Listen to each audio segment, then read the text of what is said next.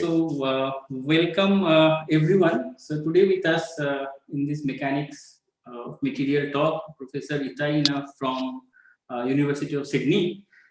He is a professor of geomechanics and the director of Sydney Centre of Geomechanics and Mining of Materials. Itai's research focus on physics of granular material, including sand, clay, snow, rice bubbles. His current research encompasses the development of hydrodynamic principles of soils, hierarchical multi-scale models for granular materials, new X-ray technologies, and mechanics of crunchy media. The granular origin of geotechnical offshore failures, natural disasters such as earthquake, faulting, landslides in soils, and avalanches in snow, etc.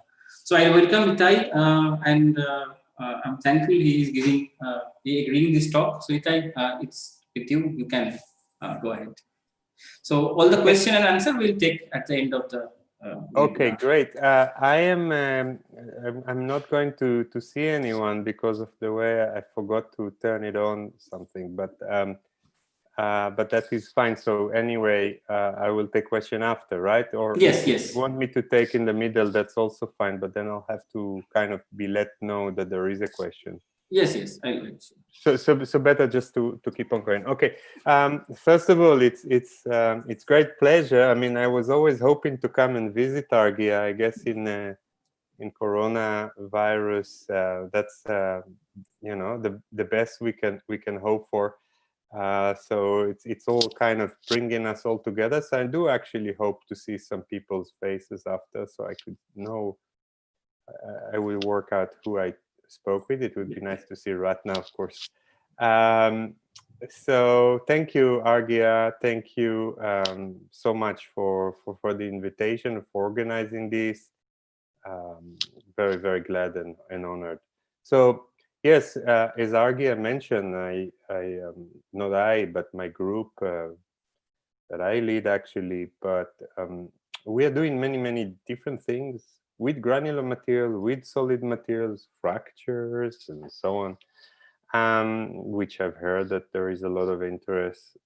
We like physics-based research, and we develop also X-ray techniques, which are fascinating and very new. So in the sense that we look at dynamic processes and we recover three-dimensional information while things are really in relatively fast mode, which is very unique.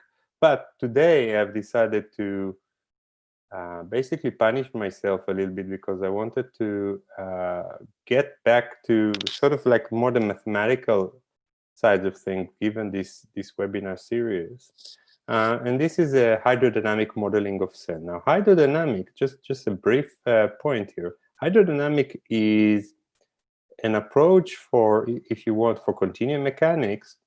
It's not like in rational thermodynamic or rational mechanics. It is, rather than starting from a macroscopic scale and then localizing informations to figure out the constitutive equations, here it's going the other way around. You start at the constitutive level, and then you can obviously, since you satisfy everything at constitutive level, you basically satisfy all the equations you want. So it seems that the hydrodynamic theory is, I should say, first of all, it has been developed by Landau, Lev Landau, before continuum mechanics of the classical sense that you know of, but it is fully consistent.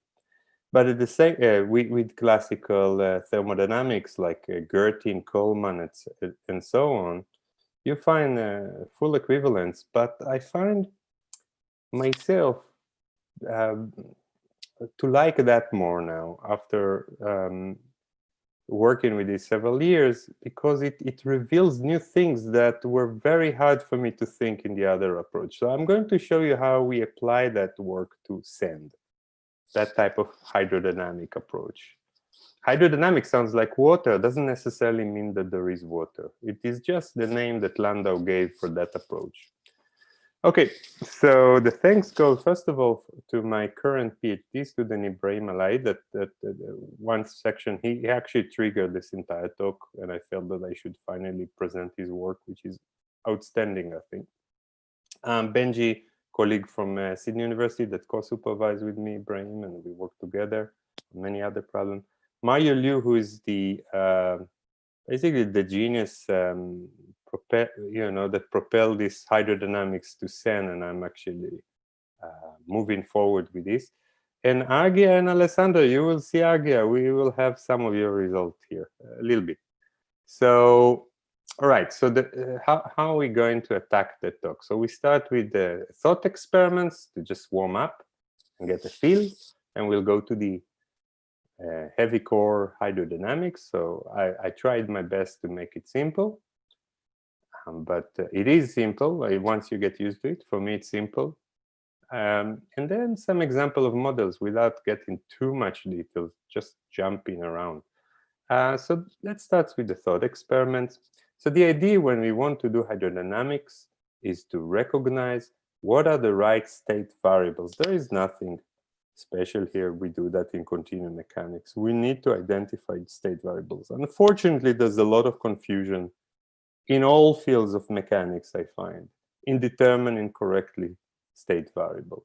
For example, you got used to probably talk about plastic strain and total strain. Or you can talk about and you might think those are state variables. Some people say that. Some people claim that they have thermodynamic theories with those variables as state variables. I would claim that you can take along only the plastic strain rate and total strain rate. You cannot take the cumulative values of these that are integrated. Those cumulative values are not state variables. They should not belong in anywhere. We shouldn't see them. We can plot them, but we should not take them along in mathematical formulation. So to give you an example, well, let's do a Mario Liu's thought experiments that I really like. Imagine a vehicle in state A and driving up to state B, climbing all the way at delta H.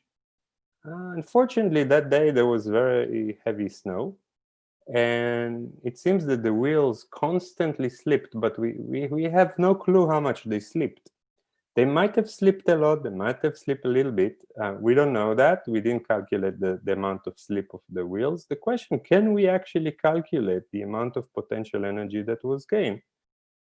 Yes, we can, of course. As you, I don't even, it's almost silly. You will say, of course, it is to do with delta H. mg delta H is the gain in potential energy. It has nothing to do with the amount of slip of the wheel.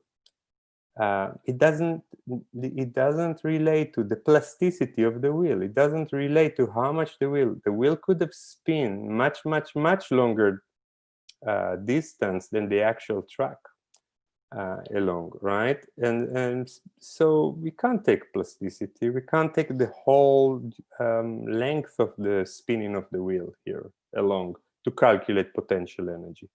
Strain energy is a form of potential energy or internal energy, and we shouldn't take plastic strain and total strain. So let's just clarify that and be happy to move on with this. And it might shake some of you. I know some people do that. So you know, that's fine, but start thinking about that. So let's do that a little bit more in sense. And it's a wonderful playground to see that. Imagine that you have a modeler. This would be me on this occasion, and I developed a model that does depend actually on total or plastic strain. And let's say that I start my problem with a granular material. I even have I will put a reference height here because I'm just about to load it, and I look at the sand and I said, right, what plastic strain should I use? I need a plastic strain. Oh, let's start with 0 because I don't, that's what it should be. That's what we do. We start with plastic strain 0. A lot of people, at least in soil mechanics, do that. And then we can compress, we can deform the soil. We can even unload it to an unloaded state, so there is 0 stress at the top. And we said now it deforms that amount. This is a plastic strain. It's no longer 0. It was 0 here. Here it's now non-zero. Then we might we shaked it, it goes here. We then load it, it goes here, and said, this is our plastic strain. Fine, but so at this intermediate state, there was plastic strain non-zero. Now, but it's unstressed, right? So now I'm going to give it to modeler B. Let's call that modeler Argia. Argia just see the sand for the first time. It doesn't know that I have from my constitutive model a value of epsilon p. Then he said, okay, the sand is fresh. I start with this, it will be 0. And now I will load it. The question is, will we predict the final state here the same way? I started with 0 strain here. So for me, this is a non-zero strain. For Argia, it is a 0 strain. So if our model depends on that value, we will get different prediction with the same model. We just start with different time. So the model cannot be. This is a very simple concept that's unfortunately, but we should just remember we have to take elastic strain. Elastic strain is the difference between total and plastic strain in a way. And so it removes any reference because reference exists both in total and in plastic. So how do we think about what it is? And I can talk a lot about what the meaning of it, but we can start with an unstressed state and we say, okay, unstressed, elastic strain is 0. Now we apply stress, there is force change, contact forces between the sand particles, and we measure a total stress that is non-zero. So for me, the strain, the elastic strain only starts once forces are being engaged. So contact forces, the elastic contact forces for me are the elastic strain. It is basically you need a constitutive law to measure it, but it is to do with the forces so we can take the elastic strain. And I hope I convince you that it's the one to take and not the total or the plastic. Of course, in sand, if we have a configuration like this and we start shaking it, this is unstressed, there's no plate on top. Strain is 0, we keep strain 0, but we start shaking it. And after we shake it, still the stress is 0, we don't have any stress here. We find that the density of the shake system is higher than the initial one. So we need density because obviously to capture that, the strain here is 0, the strain here is 0. It's not enough. What changed now at rest is the density. So we need to take it along. Another thing is the thermal temperature, the convention temperature. And in a way, you can think about it, it is to do with the fluctuations of elementary particle within our grains. So there are the atoms that jiggle around and move and transfer the information and the heat by just moving kinetic energy of atoms through contacts.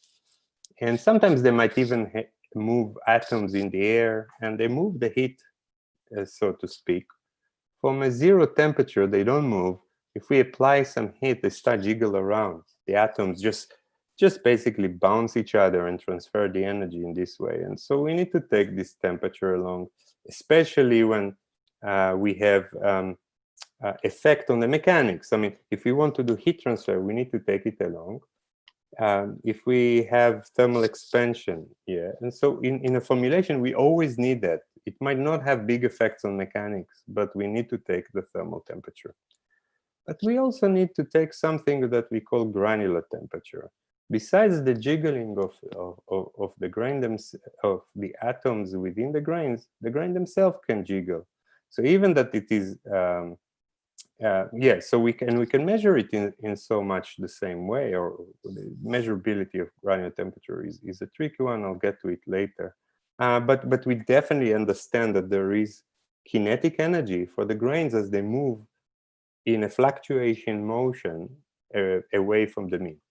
So then, I mean, I can't do without breakage, and we will get to that. So I might have even two systems that are unstressed, that as I'm loading it, imagine that I load it, my grain size distribution change. And if my grain size distribution change, I call it breakage. Initially, there was one value of breakage, then it moved to a higher value of breakage.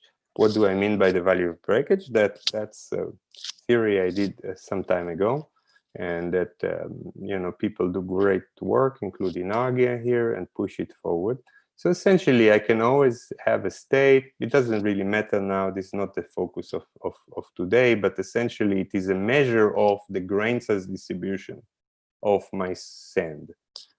So if I crush the sand, the grain size distribution starts to move towards smaller units, and I increase my value of breakage. Okay, so we identify our state variables. There might be other state variables, like people like to talk about fabric. Now, fabric is a big thing, and it's really, a lot of people do great work now and try to understand, first of all, if they need to actually use it. I mean, they can measure it. The question is how to use it, what it is, how to measure it. Is it needed? Because we already took a lot of state variables. So, okay, but future can add this kind of state variable like fabric. Let's move on to part 2. Part 2 is a little bit more heavy with symbols, but we'll take it slowly. So this is the hydrodynamic procedure that the majority of it is really following Landau and Lifshitz. They have something in the book, but then there's a Kalashnikov, and there is De Gennes that was doing work on hydrodynamics. So physicists really like to work with hydrodynamics, and they don't really think about it in terms of fluid. It's just that the first application was for fluid, but the formulation is general, and so it's kind of a funny name, hydrodynamic. So right, so the hydrodynamic procedure been developed by many good people in physics, but not very sort of popular for some reason in the community of mechanics, I would say, in engineering. And I actually, as I said, it is fully parallel to Gerty and Coleman and sort of, I mean, recently I showed the parallel between those formulations in a JMPS, I think, last year, or maybe this year, I don't know, with Meyer. So, but it does work for me better to get the results in a more in a more formal way. I don't know how to say that, but maybe that's because I got used to work with this.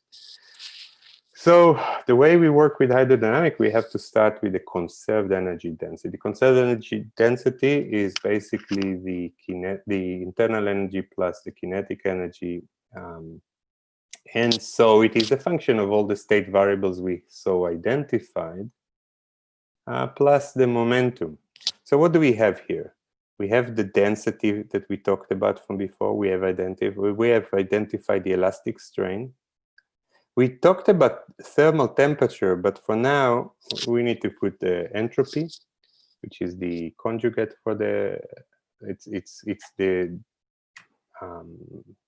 conjugate for it, and the granular entropy, which is the conjugate of the granular entropy, and the breakage.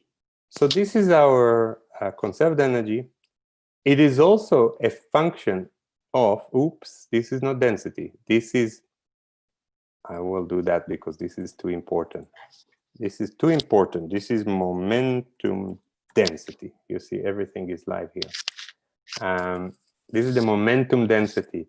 So since we also conserve momentum, so when we move to internal energy, this momentum goes away, and that's what people are familiar, internal energy. But this conserved energy is also a function of momentum. Momentum is a state variable, I should say. I should have said before. Okay, so we have all of our state variables. There's 6 right now.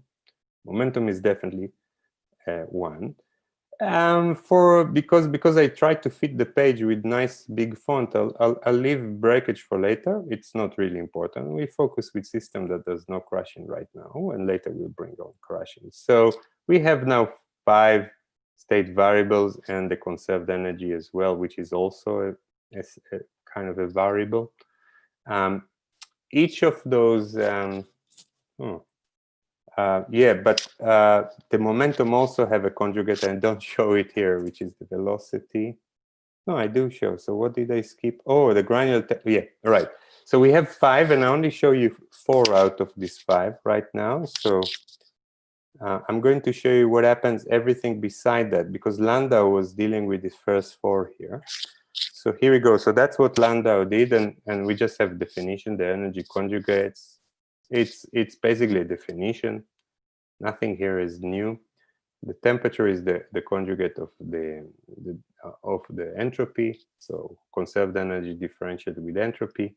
Chemical potential is just by definition the conjugate of density. It is sort of the potential to move density around. That's kind of how I understand chemical potential.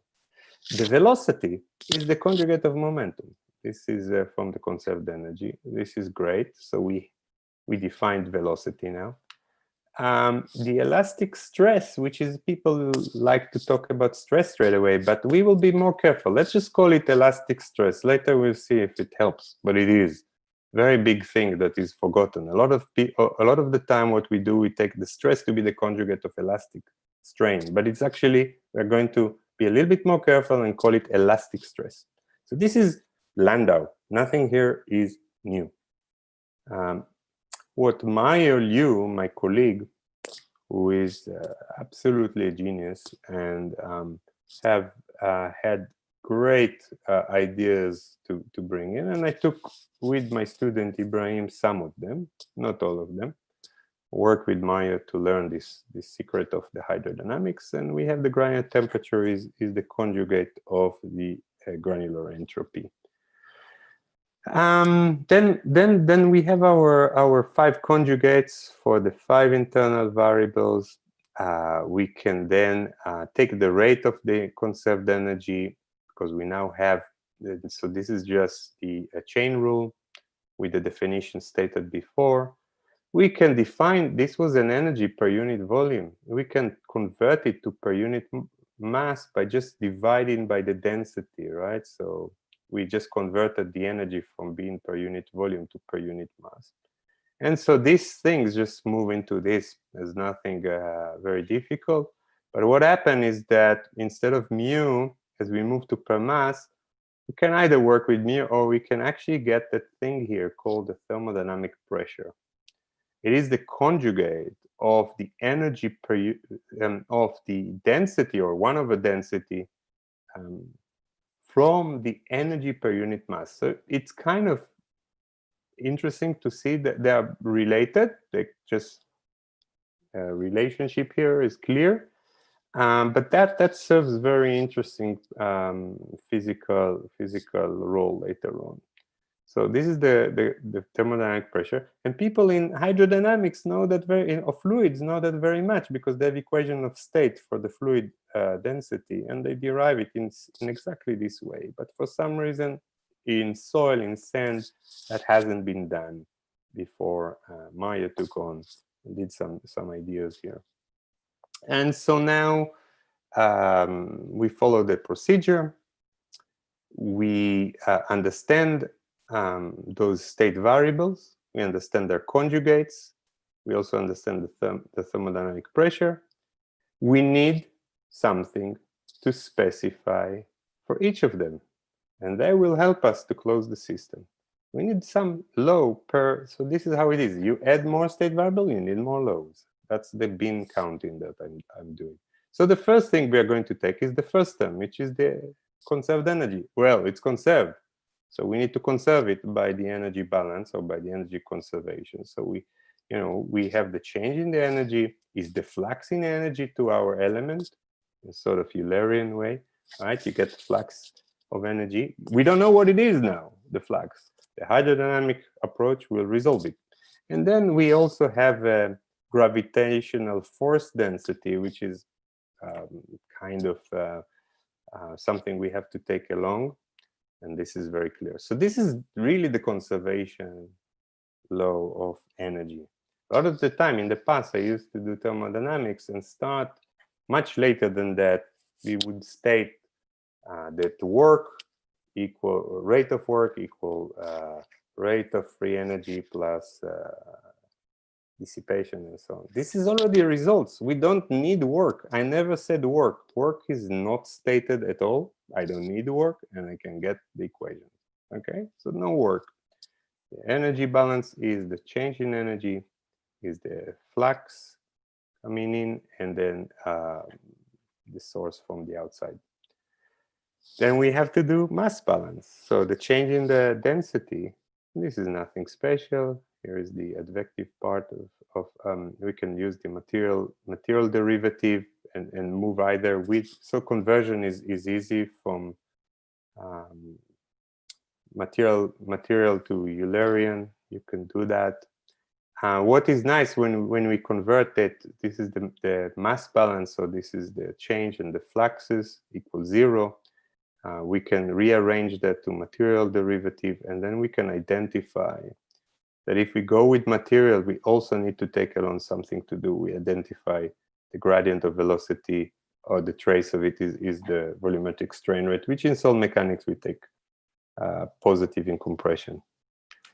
Okay, momentum equation. Okay, there's nothing that special. So momentum, the rate of change of momentum. Again, we have a flux. Now we have to take along stresses. We don't know what they are. Stress, we know what elastic stress is. The elastic stress, we defined it as the conjugate of the elastic strain. But now we have total stress. We still need to determine what it is. It's kind of sounds funny because we get used to thinking in terms of stress. But actually, we need to determine it, right? To have an equation for it. And then we have, again, the gravitational force density coming in. So this is nothing special. I just want to emphasize that right now, we still don't know what stress is. Then we need the elastic strain. Now you can use Onzaga principle to get to that form, and it's described in this paper, and it's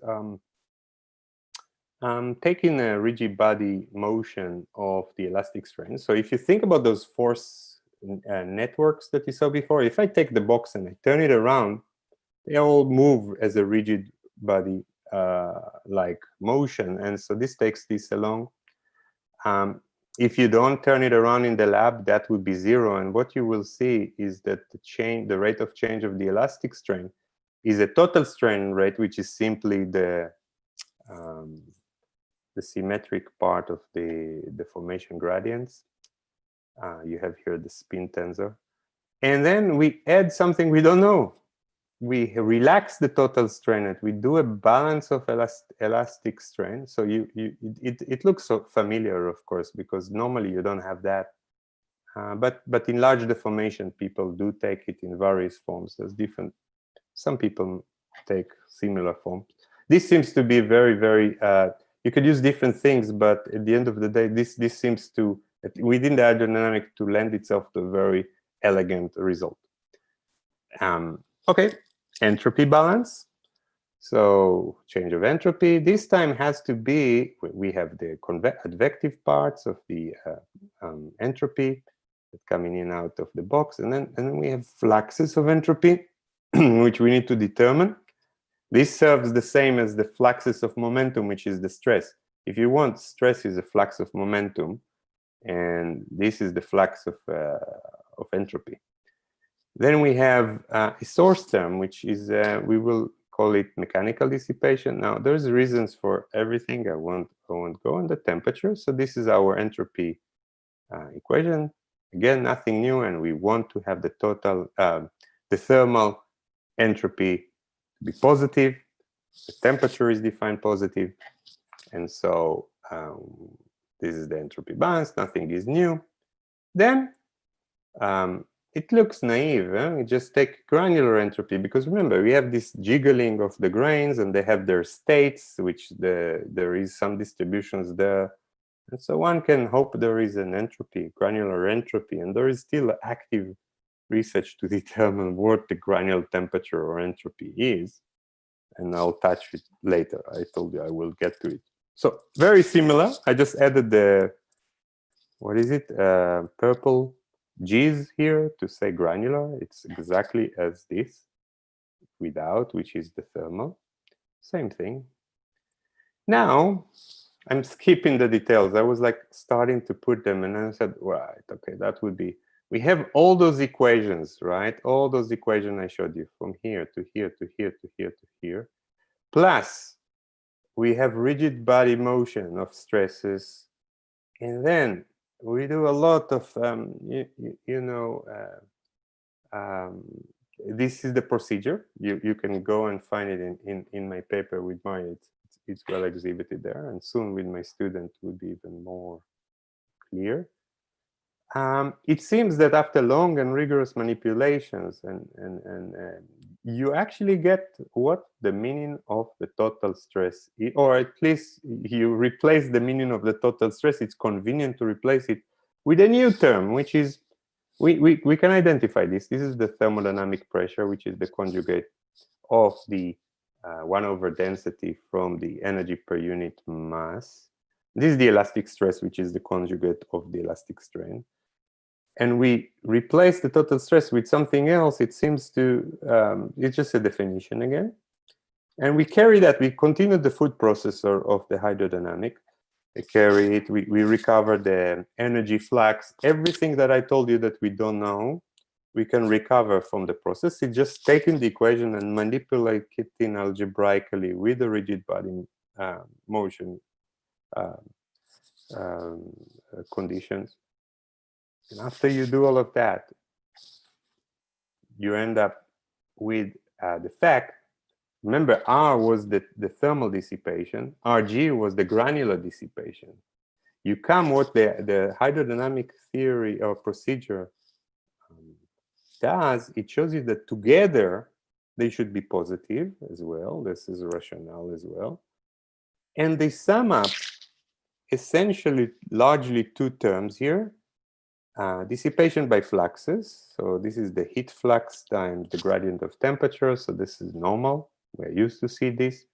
This is the thermal dissipation used to call. This is the granular thermal dissipation. If you, granular temperature, granular flux dissipation. And then we have elastic stress times plastic strain rate, viscous stress, we call it, times total strain rate. That came up. Remember, we replaced the total stress with this, and now we find it, we can't get it out. It is part of our dissipation.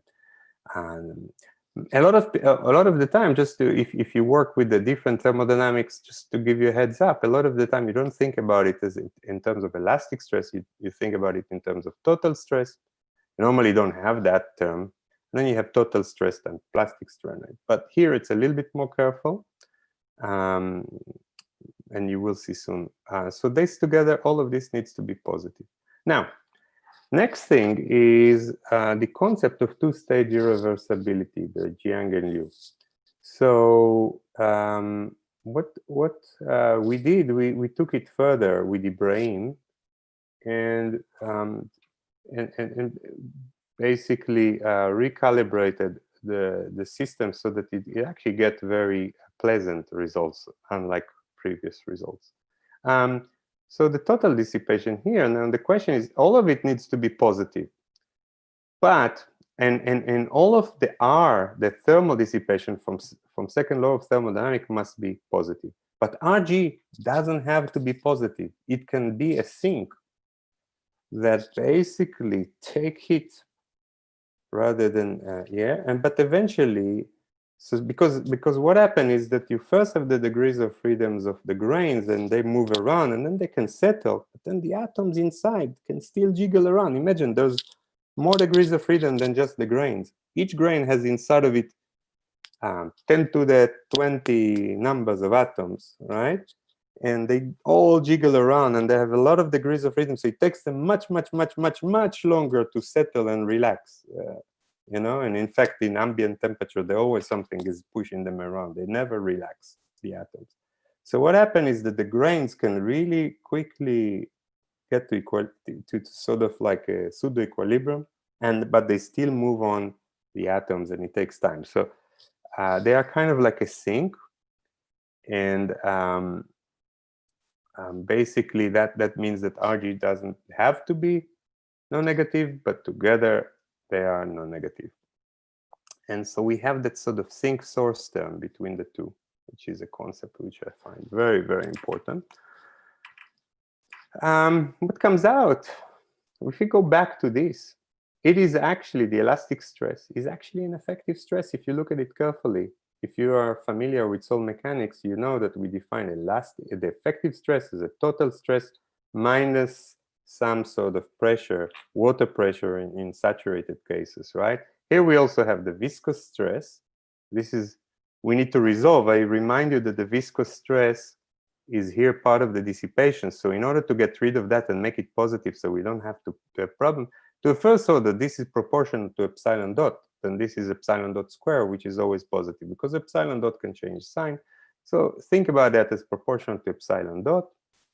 Well, you need to do on Zager principle if you really want to see what it is. There's a whole matrix that you can do, and then you get it like that, and that settles that. So the viscous stress is kind of in very, very slow rate and monotonous things. We don't even notice it. So when we are in solid mechanics, this is for us is typically zero because we are typically going with one rate when we are in the lab. So think about it. If you do jumps, people are doing it. You see a jump in the stress because of the viscous stress. So we have that in sand. We know that. And what is PT? PT is the thermodynamic pressure. Well, in the work that I've done with Mayo and Yumin Jiang, which I'm super, super proud of this work. I'm not going to show anything apart from these slides, but I invite you to have a look. It's kind of profound for us results. You can actually take along in the energy also the densities of the fluid, the density of the air, and the water in unsaturated conditions. You can recover meaning for PT, which is in dry condition is simply zero. If we don't have jiggling of grain, if we don't have any, I should say this is at rest. If we are having water density, then it will be the water pressure. It is a result. And if it is an unsaturated, you can get it in the form of Bishop, where chi is a result of water retention rigorously from hydrodynamics. No homogenization, no need. It comes straight from energy minimization with hydrodynamics. So this is a very, very elaborated way that eventually gives a very powerful, simple result for chi that end up in what experiment do. So this is interesting. You get the effective stress from hydrodynamics, not from other magical DEM measurements and so on, or I don't know what, right? It comes straight from fundamental principles, energy minimization and so on. So, right, I'm going well here and I'm happy. So we're going now to models. Let's see what we can do with this. And again, I'm in a concept level. I can't do too much heavy math, so I'm skipping and trying to focus on the principles. So let's look at model, and for that we call Ibrahim, my bright graduating PhD student, have to submit his thesis on Monday. So that means that I still need to work over the weekend to help him, but that's how it is. So the internal energy, if you remember, it's part of the conserved energy plus the kinetic energy. So we know the internal energy, it's just not a function of momentum, unlike conserved energy, okay? Now it has to be a function of the density. It has to be a function of elastic strain. It has to be a function of granular temperature, also of thermal, sorry, of granular entropy and thermal entropy, and they are conjugated of the temperatures. We're not going to take along the thermal temperature or the granular effects, so let's put that aside. It's easy to calibrate the model to room temperature, all in our paper that we submitted and waiting for first set of reviews. And this elastic strain, we split the internal energy to one part, which is a function of elastic strain and density, and another term, which is only a function of the granular entropy. So the strain density part when you differentiate it to get your conjugate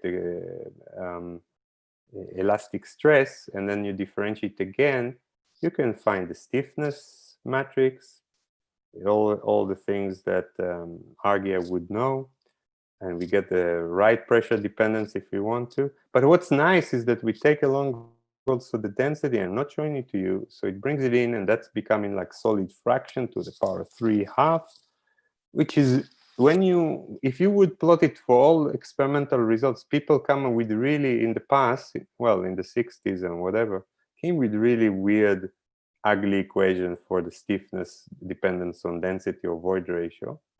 Some one, I can't remember, 2.7 minus e to the power whatever divided by something times or plus, very complicated equation.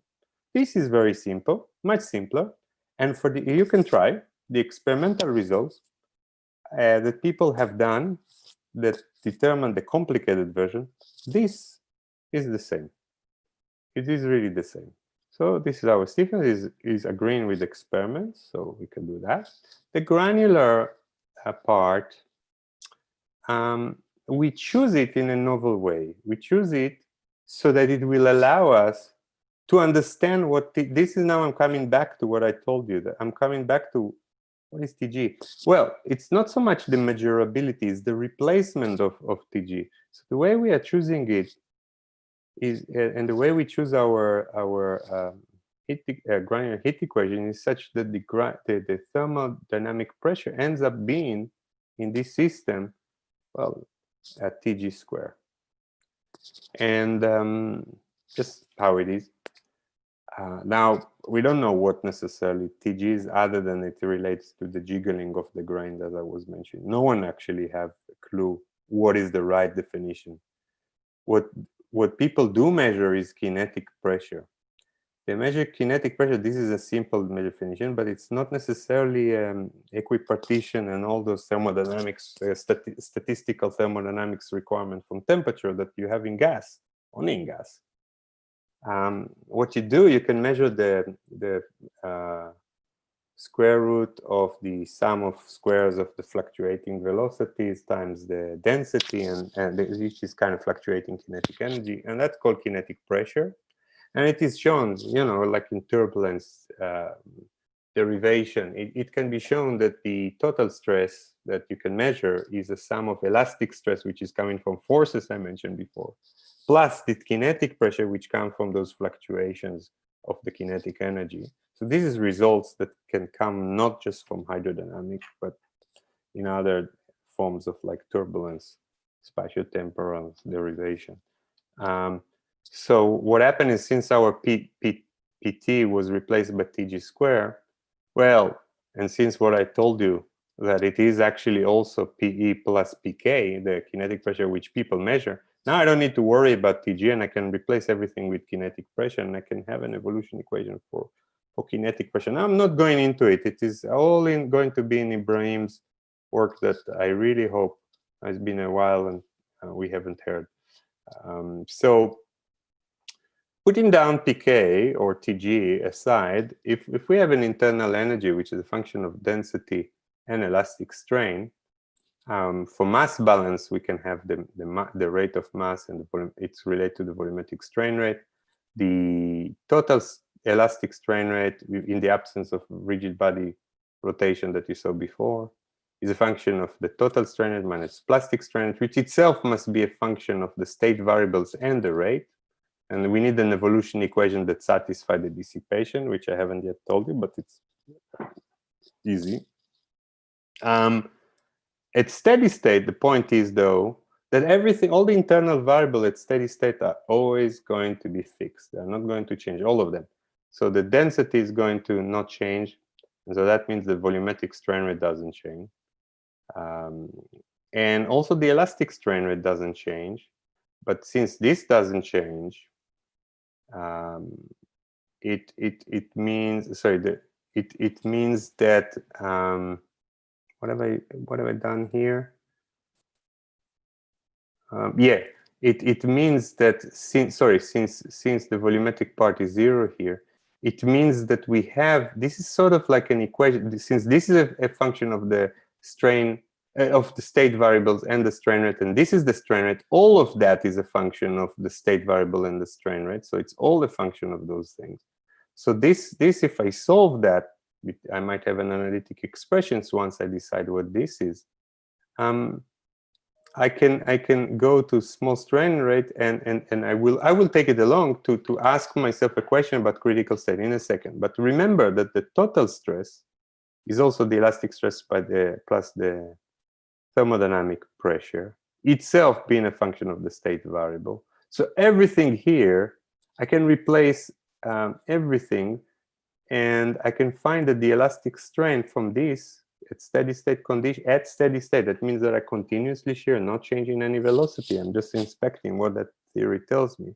The elastic strain is a function of density and total stress. Now, because of that, I needed it in order to replace the elastic strain with total stress here. That means that if that doesn't change, if that doesn't change, we get a relation with a rate independency that gives us essentially a condition between the density at rate independence. If we assume rate independence of material, a condition between the total stress and the density. So what I want to say here is that if you take a hydrodynamic theory, any theory, if you ignore pK for a while, if you assume steady state, if you assume that your model is actually, that your material is rate independent, which might not be the case, you will get at steady state eventually a relation between density and stress, which is nothing but the critical state. As in critical state solid mechanics, it's a relationship which defines a line between stress and density, or stress and void ratio if you want. It's all the same. So this is critical state line. Of course, you can calibrate this. The stress might have its own requirement at critical state, but this is interesting. Now, I'm really skipping here details, but if you take that type of things, you can calibrate with these conditions. You can calibrate your critical state with this hydrodynamic model. And what Ibrahim did, he came up with this kind of idea about a model of 4 parameters. Only 4 parameters. I mean, apart from minimum and maximum densities, I should say. Let's not call them parameters. They are basically given for free. They are geometrical. I'm talking about mechanical parameters here. So we have the 2 kind of elasticity parameters, the kind of bulk related and shear related moduli. I have M that control the critical state in a rate independent type of model for now, because I dropped pK. And then I have a beta here, which is actually controlling. I didn't show it. I should have. But it's something that gives me the relation between pressure and density, between the mean effective stress and density, which is the critical state relation. That's how we can calibrate it. So it comes with 1 parameter for the critical state relation, which is everyone would be happy. Model is extremely simple eventually. It's at the final results, only 4 parameters. We all know them. We can all agree on this one, and you will agree with this one if you would see the paper. This is just the critical state relation. So that's 4 parameters. It's really nice to see that you can get that from the hydrodynamics. And fairly robust simulations to experiments with also cycles. I won't get into the details of that model, but it's remarkable how hydrodynamic helped here. And what Ibrahim did is fantastic. So if we add 3, if we want to have TG or we want to have PK, the kinetic pressure, we now have that sort of jiggling. And we can actually now look at critical state also in terms of the mu of I and the phi of I rheology that we have measurements for. And we know from mu of I rheology, if you don't know, it's the relationship between the critical state ratio, which is shear stress to mean stress ratio. That I really like the linear. Some people like different shapes. You can do the calibrated, and that normally comes with a penalty of this is mu0, it's like M before, and then we have another parameter for the slope of that line, and this comes for free, and then we have zeta for the viscous stress. So we can calibrate the mu y. We can then capture transient, creep, aging, and so on. I don't show you now. Now comes the crushable salts. I'm nearly done. We can add breakage. We can again assume rate independence. We can assume the steady state. If you do that the same way we did before, you will find that this type of framework will give you a unique relationship between density, stress, and now breakage. And this is where Argo is coming, because with Alessandro Tengatini, we developed the results of that F between those, and it's kind of popped up as a result of the formulation, and not as added parameters. And whoops, and what we get is a field of critical state for each value. So you see the relation. This is at critical state. We shear forever. We don't change velocity. We get these complicated things, and it's kind of remarkable because there's 5 parameters only in the model. Only 1 parameter for all of that actually is used. And you see the value of the breakage in experiments and the value of the breakage in the model the same. So Ibrahim took that model and did a 5-parameter hydrodynamic model. So we have this famous 3 from before.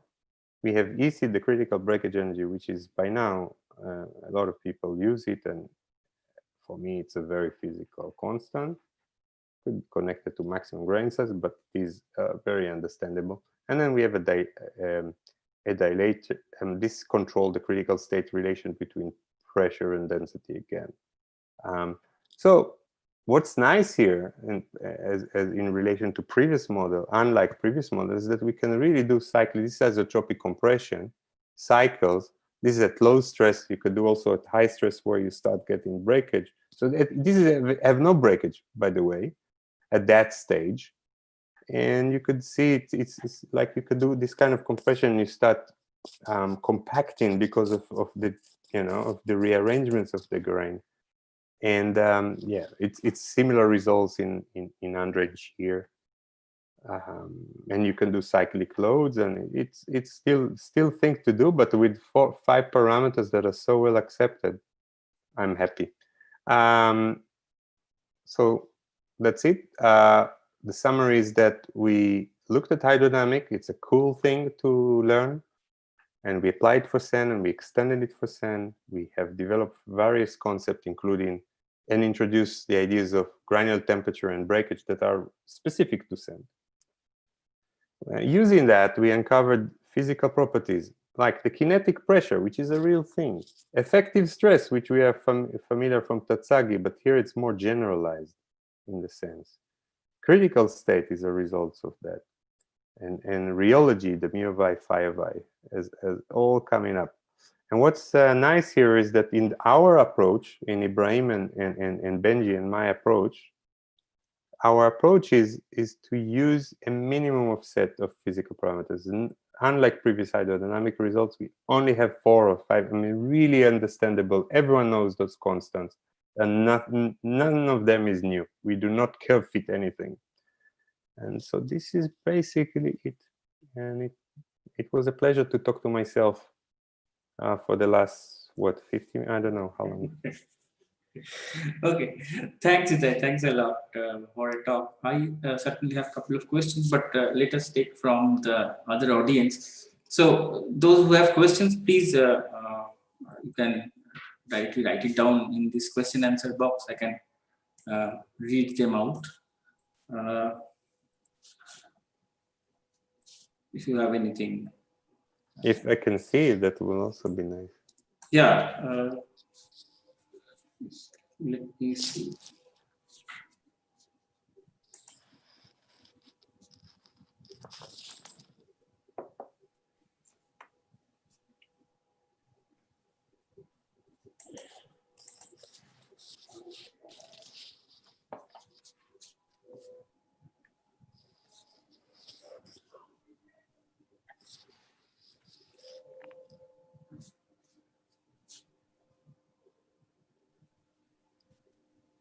So we started with 50, and now we now have it is 5. no, more than that, of course. So, okay, I have one, at least couple of quick questions. So, Okay. you mentioned with this you can get this phi over I, that rheology, but I'm just wondering how we can incorporate the rate, I mean strain rate effects here. Yeah, I mean, this is the problem. I mean, it's. I had to trim a lot. I mean, it is all okay. There are two parts that are the hydro. I mean, I can only do later. I can even share with you the paper we submitted, Argia, with pleasure. But for now, let's try to get it more at the concept level rather than at the detail level, if you don't mind. Okay, Itai, just give me a moment. I have one quick question from Professor Mahendra Verma. Let him ask, then we'll come this one later on. Okay. Professor Verma, please go ahead. Yeah. So, sand is new for me. So, can you hear me? Yes, we can. Mahendra. Yeah. So sand is new for me, but I work in turbulence. So we divide the energy into coherent energy of like velocity of the structures, and there is thermal energy of which is heat. Yes. Now, I guess you do something similar. So Yes. your sand energy is like coherent energy, but I mean, okay, that's one. And second thing is we have Kolmogorov spectrum, in crushable flow. Do you have something similar analysis for sand? Like the Kolmogorov. Sorry, what K minus 5/3 spectrum, Kolmogorov theory of hydrodynamic turbulence. Yeah, it's called 5/3 spectrum. Okay, so first of all of the phenomena that you actually mentioned are derivable from this formulation. I specified for sand. It is in fact shown much more prominence in physics for fluid type of things, and that. I mean, Landau was concerned with more fluidist things, and he was concerned with Kolmogorov scalings. In fact, in his book, I think he deals with this, if I remember correctly. And we are talking here on something on the 40s. Of course, he did it in a very, very, theoretical physics approach. But he's dealing with this approach. In granular system, talking on sort of processes like turbulence.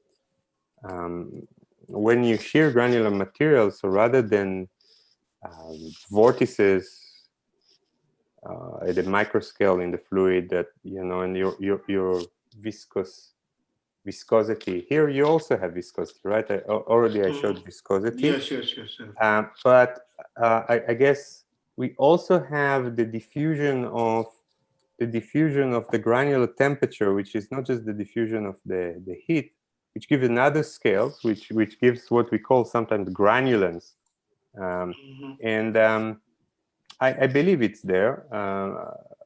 I've been thinking about it for some time, how to actually get more of the analogy you're after. Just to show, well, I don't show the heat equation resolved after. You could take the granular entropy, replace it with thermal entropy, and you get the heat equation, and you get the diffusivity things. But it's not a so it is for me to do with sort of like turbulence that helps the passage of heat through the grains that are carriage of heat.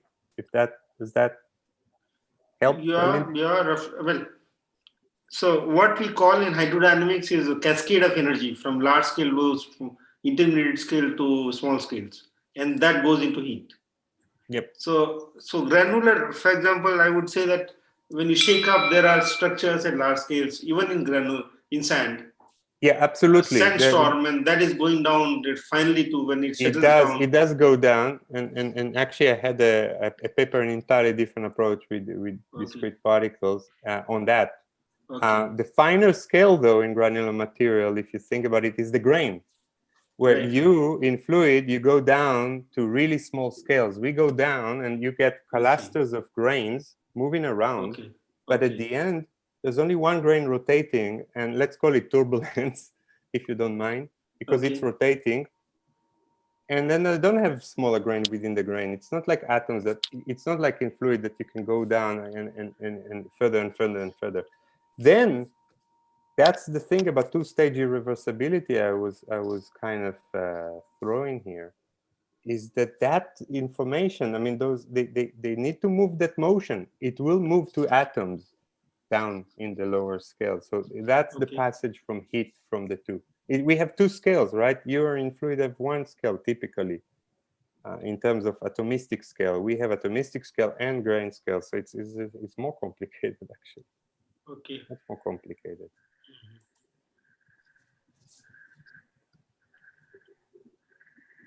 Yeah. Okay, Arge, go ahead. Okay. Go ahead with the question. Yeah. Professor Basu has one question. Professor Basu, you can ask directly. Yeah. I mean, you can take, yeah. I was wondering, I thought I heard you say that you can derive this from a Coleman-Knoll kind of continuum mechanics perspective as well. Yes. If you did that, how would this viscous stress arise? I mean, what is the source of this viscous stress in sand? And how would I get it if I do it from a continuum mechanics perspective? Well, this is continuum mechanics, but with the classical, you mean? Yeah. I have done that. I can't remember the details because I'm not mastering the other side of things, but I've done that, and I think it is in Gertin's book.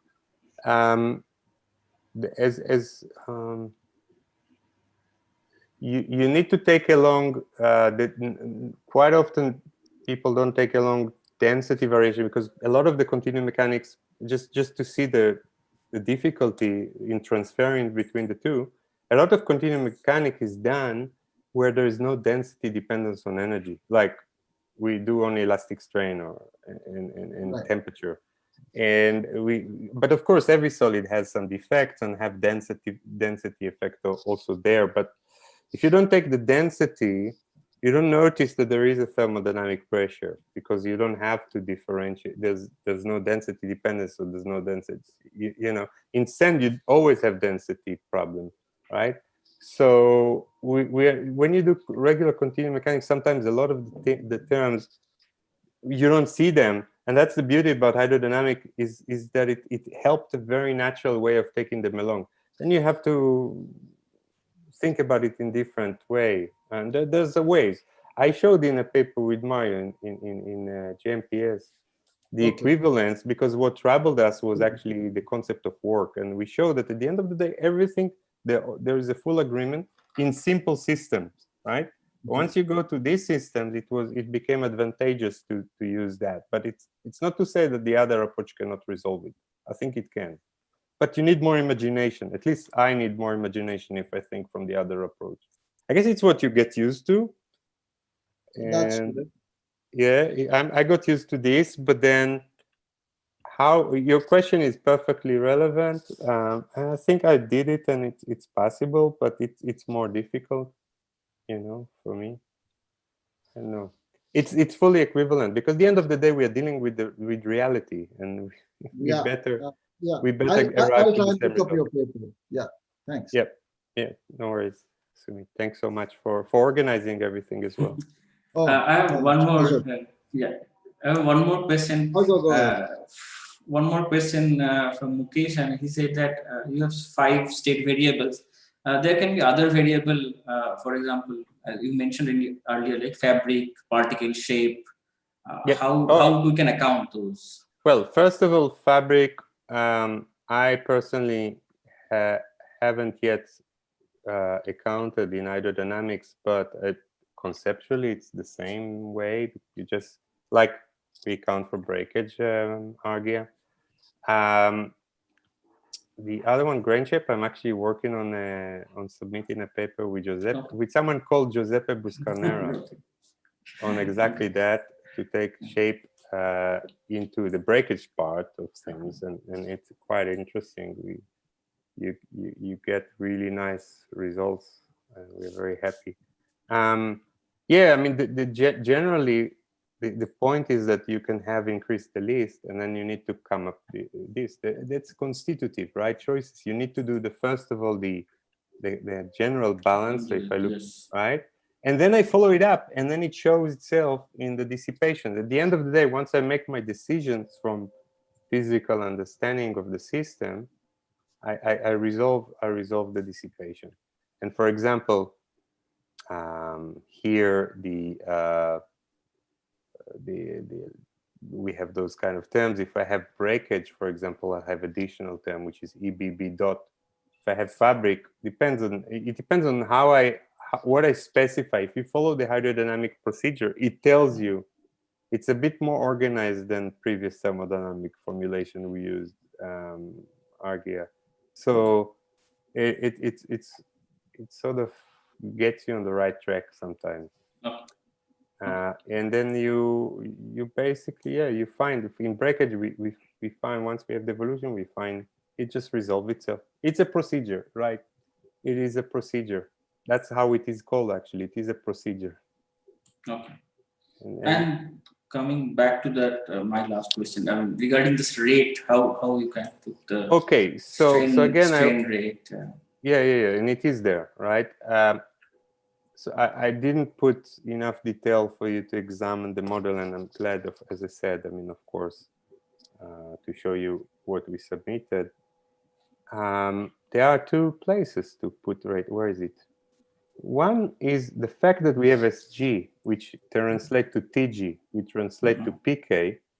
PK is like TG is like a heat equation, which it's hard to show. I didn't show things, but S G is conjugate to TG, so eventually you get the granular temperature equation that is like heat equation with the diffusive part, and then you have a rate term here. So this is sort of like a decay. So I think, do I have any results? I didn't show. Yeah, you have those kind of transient because of because of PK. This kinetic pressure takes time with its own like heat equation. It's like a heat equation. It takes time to dissipate and to transform the heat, either to suck the heat or transfer it to the. It takes time, either by diffusion, and we don't solve here with finite element, but that will be in solution with finite element. You need space. In a material point, you still have a decay, a source term that transfer the heat from the grains to the thermal part, and that's sort of like decay or your PK. It's sort of take it down, and that gives you rate effects and transient or creep type of phenomena. So this is one. Another thing is that, and again, I didn't show it, which is kind of sad, but it's because there's a lot of beauty in how Ibrahim did the work there, is that you, in this heat equation, granular heat equation, once you see the coefficient of the diffusivity and the source term, you can, what we came up with is the idea of kinetic number. It's our idea. I didn't show it here.